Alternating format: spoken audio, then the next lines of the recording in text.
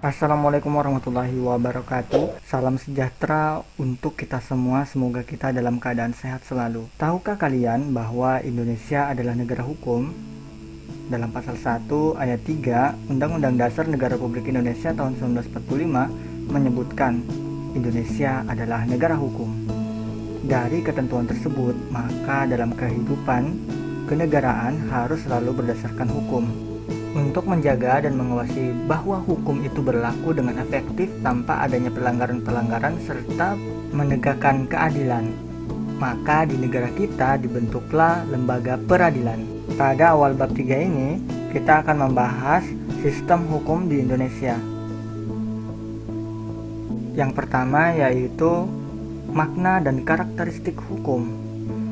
Seorang filsuf pernah mengatakan bahwa hukum itu ibarat pagar di kebun binatang. Jika tidak ada pagar yang memisahkan pengunjung dengan binatang, tentu saja tidak ada orang yang berani masuk ke dalam kebun binatang. Demikianlah hukum pada hakikatnya, merupakan pagar pembatas agar kehidupan manusia aman dan damai. Coba kalian bayangkan seandainya di negara kita ini tidak ada hukum. Mungkin akan terjadi kesemerawutan dalam segala hal. Setiap orang akan memberikan arti hukum yang berbeda tergantung sudut pandang masing-masing. Meskipun berbeda sudut pandang mengenai definisi hukum, para ahli sepakat hukum harus memuat unsur-unsur yaitu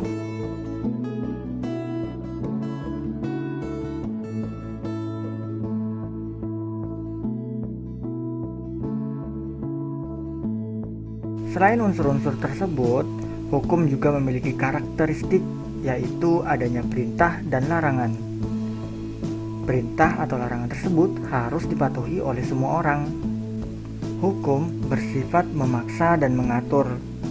Hukum dapat memaksa seseorang untuk mentaati tata tertib yang berlaku di masyarakat, dan terhadap orang yang tidak mentaatinya akan diberikan sanksi yang tegas.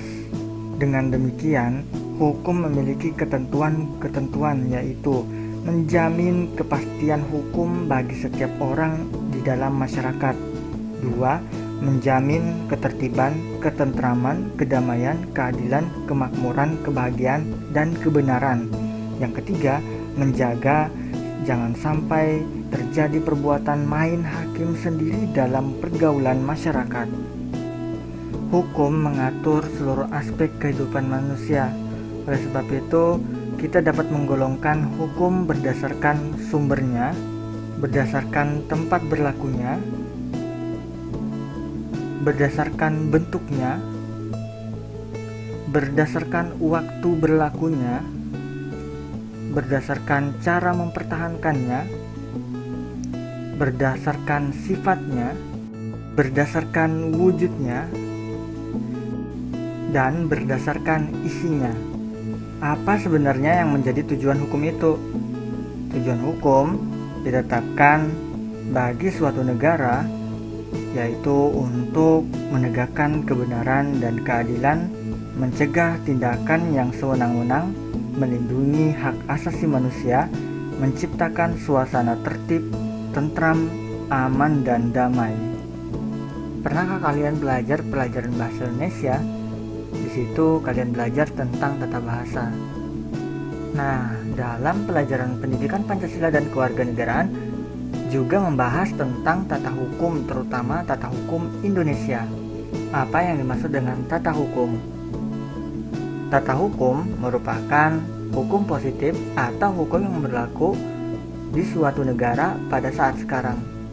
Tata hukum bertujuan mempertahankan, memelihara, dan melaksanakan tertib hukum bagi masyarakat suatu negara hingga dapat dicapai ketertiban di negara tersebut. Tata hukum Indonesia ditetapkan oleh Masyarakat Hukum Indonesia.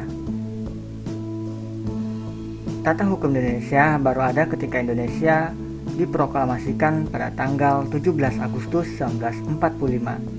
Hal tersebut dapat dilihat dalam pernyataan "Kami bangsa Indonesia dengan ini menyatakan kemerdekaannya" pada proklamasi kemerdekaan.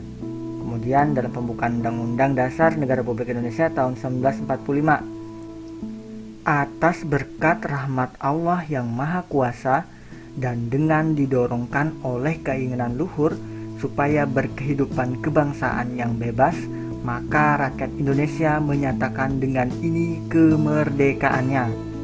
Kemudian daripada itu disusunlah kemerdekaan kebangsaan Indonesia itu dalam suatu Undang-Undang Dasar Negara Indonesia yang terbentuk dalam suatu susunan negara Republik Indonesia yang berkedaulatan rakyat dengan berdasarkan dari dua hal di atas mengandung arti. Yang pertama, menjadikan Indonesia sebagai negara yang merdeka dan berdaulat. Yang kedua, pada saat itu juga menetapkan tata hukum Indonesia. Di dalam Undang-Undang Dasar itulah tercantum tata hukum Indonesia. Undang-Undang Dasar Negara Republik Indonesia tahun 1945 hanya memuat ketentuan dasar dan merupakan rangka dari tata hukum Indonesia. Masih banyak ketentuan-ketentuan yang harus ditetapkan lebih lanjut dalam undang-undang organik, seperti peraturan daerah, ketetapan presiden, ketetapan MPR, serta kitab undang-undang hukum pidana dan kitab undang-undang hukum perdata.